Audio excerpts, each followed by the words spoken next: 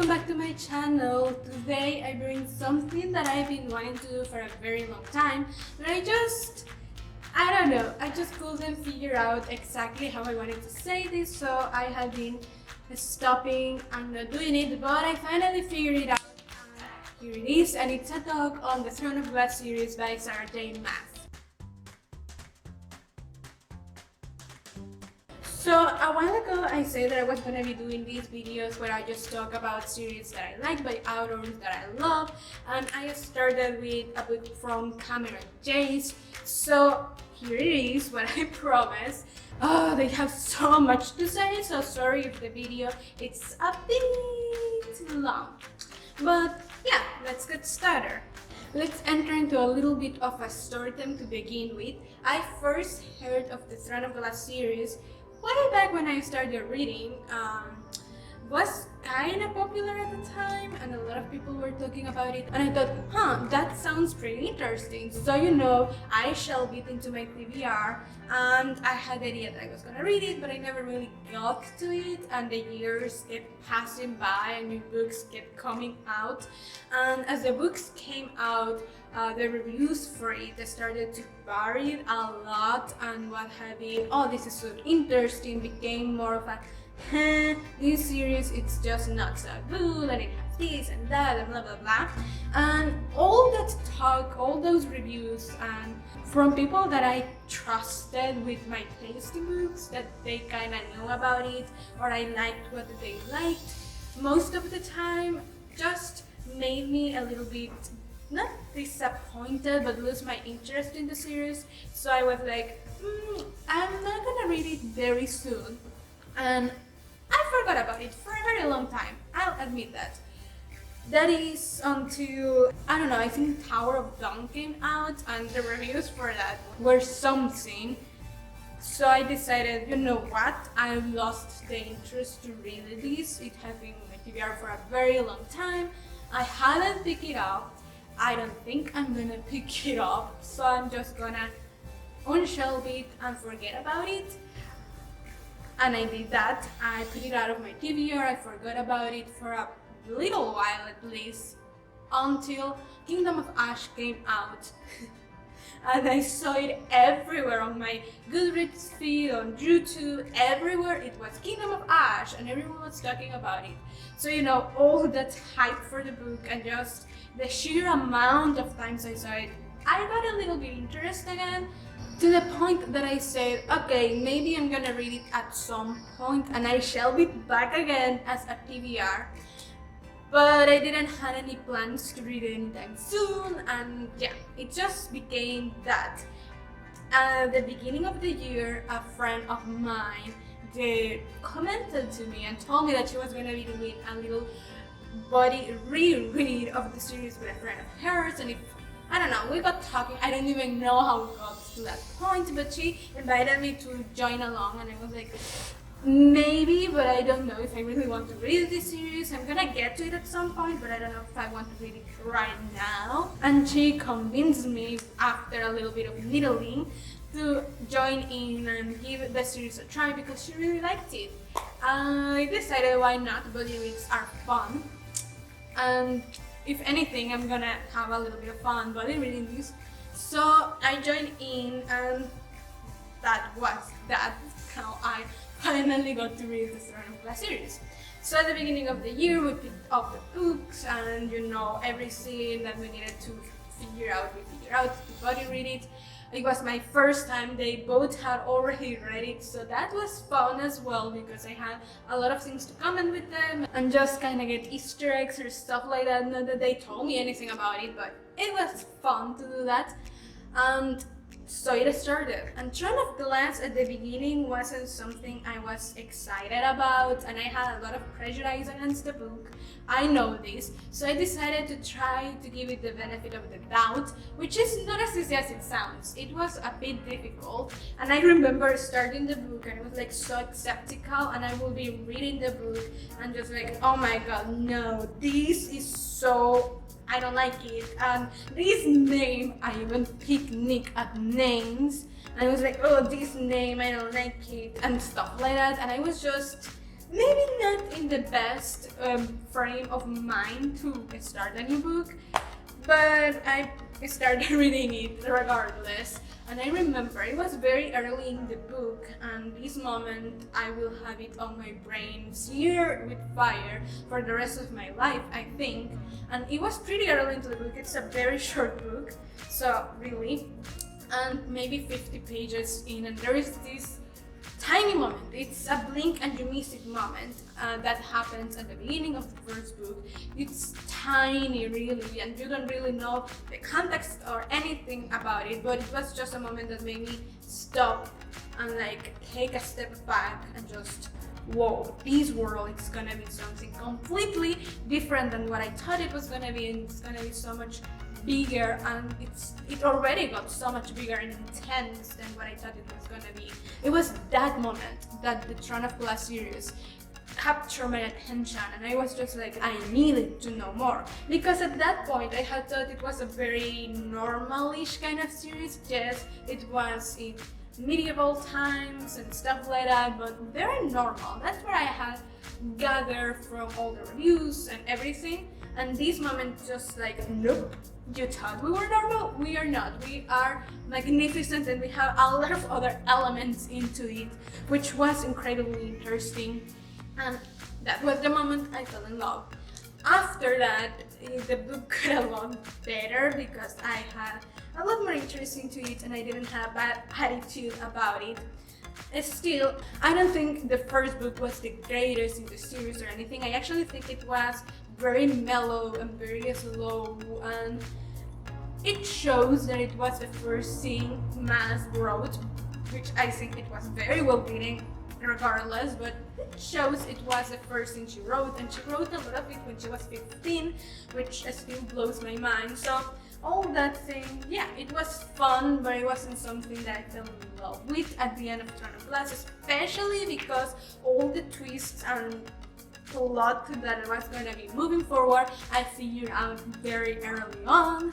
Like literally this reveal that happens at the end of Crown of Midnight that has to do with Selena's story, I figured out at the beginning of Throne of Glass. So that was disappointing because I just love when a twist blows my mind away, but that was that. So we move on, I move on to Crown of Midnight, which starts very much the same, but I love this book, and I love this book. Is one of my favorites on the series because it just shows the point where everything started to escalate, and it's kind of like a hinge between the beginning and the end. And I think Crown of Midnight and Airfire fit into this kind of point that just connects everything. The book starts very much comfy and mellow with the same flow that Throne of Glass had, but then there is a point, I'm gonna say right at the middle of the book, I don't remember exactly, but around that point, that's just,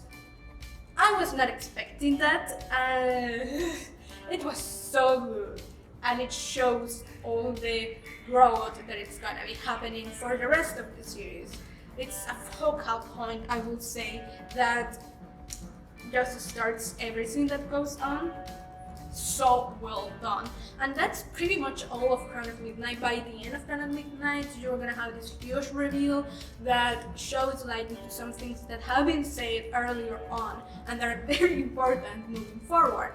And a lot of people do say that like after that the series became something completely different and that it was not what they had signed on for. And yes, it's not exactly the premise that you are told at the very beginning of Throne of Glass, which makes sense because then, spoiler alert, but it is very well foreshadowed because, as I said, I saw it at the very beginning of Throne of Glass, so it's very well foreshadowed, and it's exactly what she said it was gonna be from the beginning. It's just that it was said, I'm gonna say softly, and it was not downright say like this is what it's gonna be about, but it was there, and I love that moment is just like, so it is, and so it begins. It was very interesting, and we move on to Air of Fire, which is probably one of the most beautiful things that I have ever read. And this is just because in YA fantasy, usually you just have these heroes that go on the story and everything that is happening to them, all the adventures and everything that comes with them, it doesn't really affect them. Like, you may have a little bit of a moment where they are dealing with some emotional turmoil, but it's very brief and it passes so fast that you miss it if you blink. And I'm not saying that that's bad, it moves the story forward and it works and I like it, but I don't think that it makes them feel not real. It makes them feel very fantastical and not human. And I love that Max took the time to just stop, slow down, and let's deal with this, because it's something a human being will need to deal with. And it's not the only time she does this, which I love, but it's the first time, and I was not expecting it, because as I said, why fantasy doesn't tend to do it, but I loved it that she just took the time to deal with this, because a human being will need to deal with it. And it's just the little details like that, and that made me love Masa's writing so much, because it's just all about making them feel tangible and very human and very real. Her characters doesn't feel like they're fantastical or mythical or something like that. They are human. And they feel like humans and they have human needs because periods are a thing, all women have them, and I don't believe that in any other story women don't have it.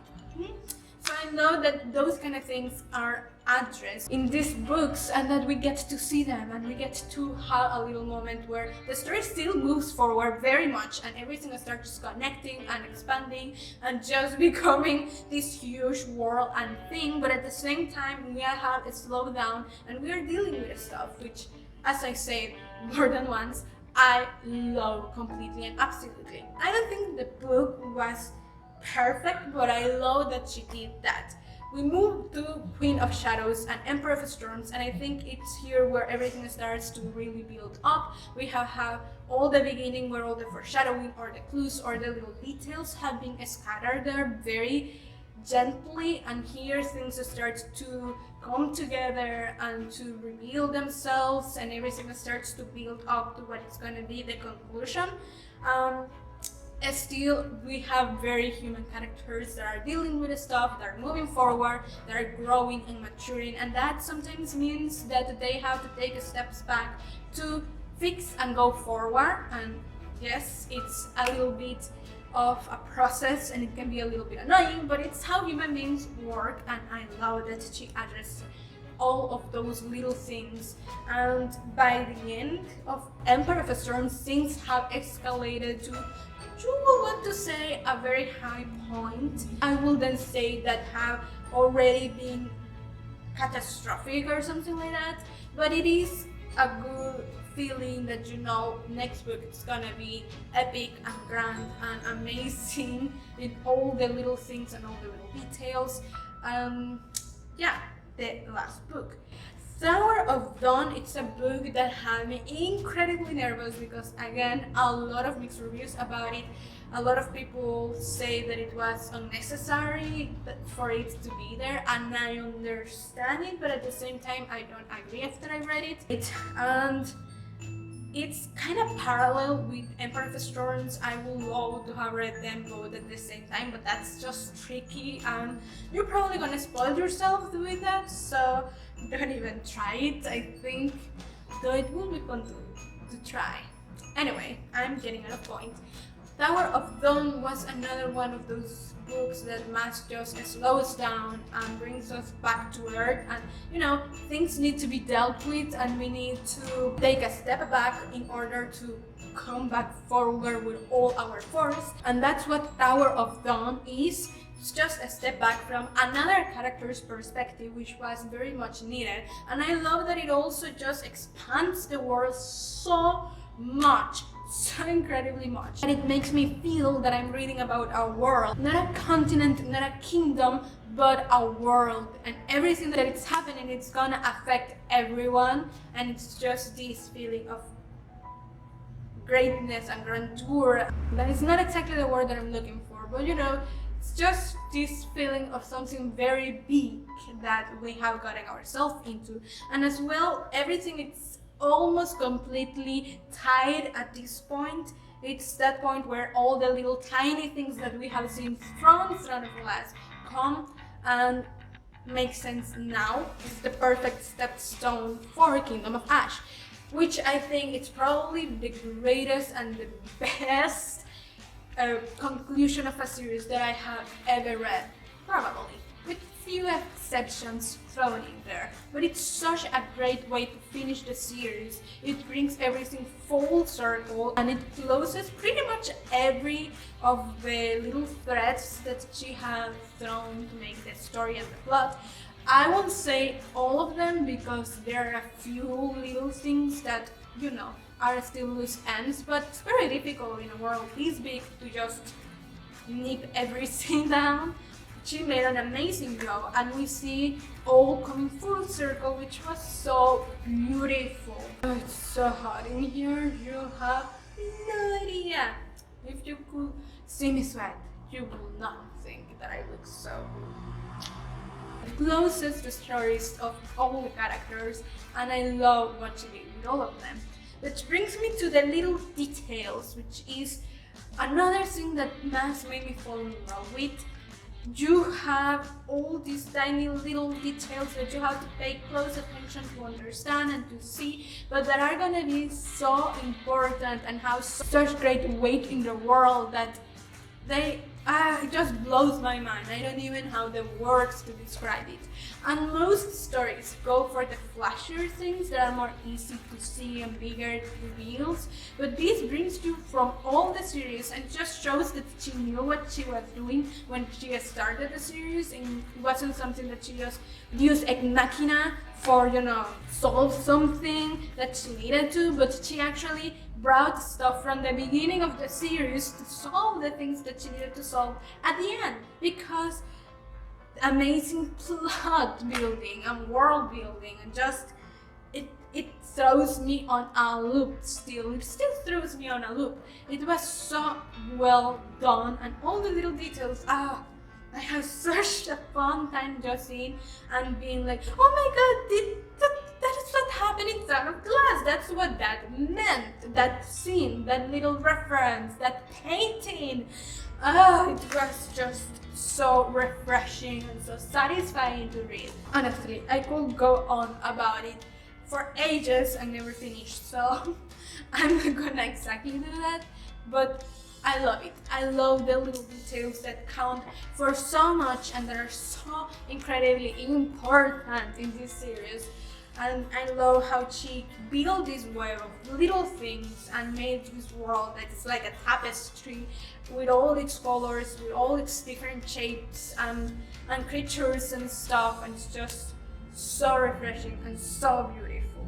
As well as the way that she created her characters, they are so delightful to read. She gave these twists to tropes and characters that I have already read that I liked, but I was getting a little bit over them, especially the tropes. There were some tropes that she used that I had loved at the beginning of my reading journey, but at some point I just started to get over them, and honestly, if I had known that she was going to use them, I would probably have tried to skip it, because I'm not a huge fan of them most of the time now, but she gave them such a twist that was so refreshing, and it made me remember why I like those tropes, and it was different at the same time that it was the same, and I love that, as well as her characters. She gave them a spin that feels so right and natural, and they are not human, which is something that I think it's important to remember. They are not human, they do not think like humans, they do not act like humans. They are so primary, animalistic beings, which I love how well she described that and how much she utilized that, because it was such an important thing. Seeing Master's writing grow in all of the areas, in plot, in character narration, and in just her writing style through the books was such a beautiful journey, such a beautiful thing. I always love seeing a writer and how they write their first book and how they have come to this point, a book that I loved and that blew my mind, and just see their journey and see them growing and finding themselves through the pages, through every word. It's something so special. that I'm so glad I can be a part of, and I just love that seeing her discover herself slowly through the books and the words. Something I love to see, which was really fun too, because she started this when she was a teen, and she grew through the books, and you can see that in her characters as well and in her words, and that was so beautiful.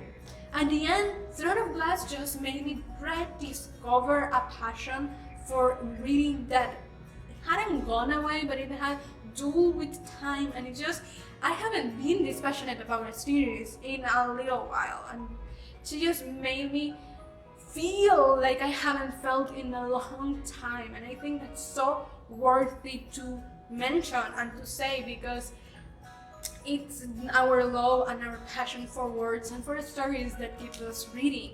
And I just love that Throne of Glass did that for me, that it made me rediscover my love for reading and my passion for reading and why I love it so much. Not that I have forgotten again, it's just, it just gets dull with all the books, with bad reads and bad books and mediocre books, and it just gets dampened with reading alongs.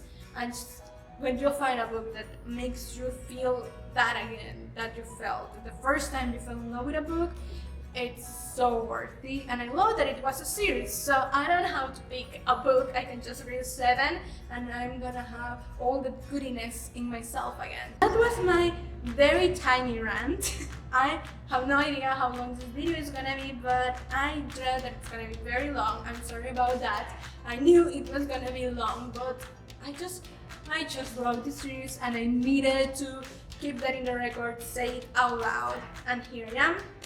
I want to know if you have read this series, what you think about it, if you agree or disagree with me. I will be very interested in knowing. Also, what is that book that made you feel your passion for reading all over again? I'm so curious to know. Don't forget to give this video a big thumbs up, subscribe if you haven't already, and don't forget to click in the little bell to get notified every time I post a new video, or just in the videos that you want to get notified, since you can personalize it now. And I see you next week. Bye!